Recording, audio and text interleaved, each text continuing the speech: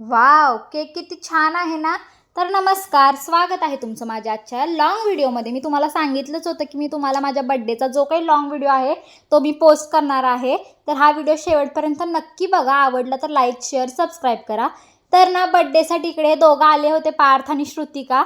मग आम्ही सेलिब्रेशन करून बाहेर जाणार होतो म्हणून मी शंभूसाठी ते इन्स्टंट पटकन तांदळाची आंबोळी बनवून घेतली.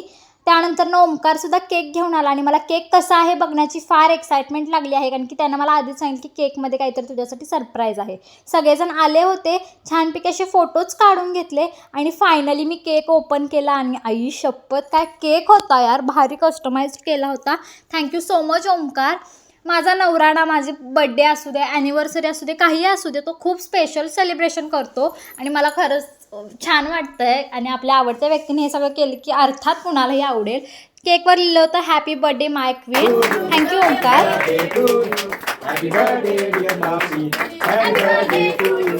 छान असं केक कटिंग झाल्यानंतर आम्ही छान असे फोटोज काढून घेतले. त्याशिवाय कुठलाही सेलिब्रेशन हा अपुराच राहतो. छान छान असे फोटो काढून घेतले. ओमकारने मला केक भरवला आणि त्याने ना मला तो रोज दिला आणि काहीतरी फालतू जोकसुद्धा मारला, म्हणून मी त्याला अशी थोडीशी चेष्टेत मस्क मारली. मग छान सेलिब्रेशन करून निघालो आम्ही. तर ओमकार म्हटला की जातच आहोत, तर मम्मी, आई, बाबा या सगळ्यांना भेट, त्यांचा आशीर्वाद घे. म्हणून आम्ही निघालो. पार्थ, श्रुतिका, आम्ही सगळेच निघालो. पहिला आम्ही दुकानात गेलो कारण की बाबा दुकानात होते. तर शंभू बघा इथं बाबांनी जी काही पाणीपुरी बनवली होती ना ती त्याला हवी होती. छानपैकी बाबांनी मला शुभेच्छा दिल्या. मी बाबांनासुद्धा नमस्कार करून त्यांचे आशीर्वाद घेतले. वाढदिवसादिवशी मोठ्यांचे आशीर्वाद घेणे हे गरजेचंच आहे. आईने सुद्धा मला विश केला, आईला नमस्कार केला. त्यानंतर मी मम्मी पप्पा यांनासुद्धा भेटायला नमस्कार करायला गेले. मम्मीने गेल्या गेल्या तर पहिला शंभूलाच घेतलं. वाढदिवस माझा होता पण लाड मात्र सगळीकडे जाईल तिकडे शंभूचेच. छानपैकी असं सगळ्यांना नमस्कार केला आणि त्यानंतर मग आम्ही तिथूनसुद्धा निघालो.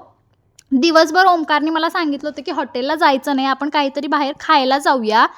इवन आदल्या दिवशी पण त्याने मला तेच सांगितलं होतं, पण तो अचानक मला म्हटला की आपण हॉटेलला जातो आहे आणि हॉटेलला आपण जाऊयाच. मग मी काय म्हटलं चालेल ठीक आहे. त्यानं तर मला आज सरप्राईजवर सरप्राईज दिला आणि आम्ही गेलो होतो हॉटेल तपोवनला. तसं आम्ही 2-3 वेळा तिथे जेवलो आहे. नॉनव्हेज जेवण जेवलो आहे. आज व्हेज ट्राय करणार होतो आणि खरोखर जेवण छान असतं इथं. तुम्हीसुद्धा नक्की व्हिजिट करा. छान अशी तर ऑर्डर दिली, फोटोज शूट करून घेतला ऑर्डर येऊपर्यंत. आणि मी जो काही घरातून शंभूसाठी खाऊ आणला होता तो त्याला मी ते भरवत बसले. आणि त्यानंतर आम्ही चौघांनीसुद्धा जो ताव मारला ना तो पांढऱ्या रश्श्यावर. शाकाहारी आहे बरं का, नाहीतर म्हणाल आता श्रावणामध्ये पांढरा रस्सा कुठला. छान अशी ताटं आलीत बघा, किती छान होतं ना जेवण. आल्या आल्या तर तोंडाला पाणी सुटलं होतं. कधी एकदा जेवण भूक पण लागली होती, पण मी म्हटलं मी शंभूला घेते, तोपर्यंत तुम्ही तिघं जेवा. तर या तिघांनी तर सांगितलं की जेवण छान आहे. म्हटलं चालेल चला आपण लास्टला जेवूया. तोपर्यंत मी शंभूला अशी छान भरवत बसले. तोपर्यंत शंभूनं पराक्रम केला. माझ्या ताटात जी भाजी होती त्यात त्याने हात घातला. लहान मुलं कधी काय करतील ना काही सांगता येत नाही. ह्या तिघांचं अर्धवट जेवण झालं, म्हणजे अर्धा जेवण झालं तरी बघा मी असेच बसले होते. मी फक्त पांढरा रस्सा पिला होता.